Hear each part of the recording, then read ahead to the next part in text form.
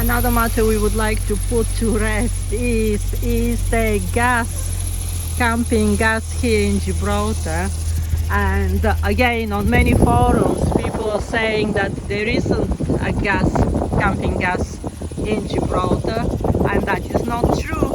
There is, and that is in the Shepherd's Chandlery. If you Google, you'll find Shepherd's Chandlery. Is only 10 minutes walk from here, from the anchorage. And our boy now is gonna anchor here, and then we're gonna go with the dinghy hopefully.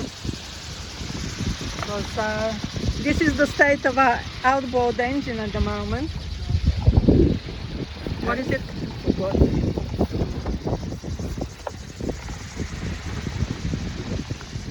So the mere purpose of us arriving here today is just to get gas for the cooker, because we ran out of gas. There is never a convenient time to run out of gas. We were on the Spanish side until today, and they didn't have it anyway. We checked and we really got tired of it. And now we're coming to Gibraltar to get our gas. So this is exactly the border here between Spain and Gibraltar. This is Spain here, the lovely town of La Linea, and this is Gibraltar, and this is the runaway here of the plane.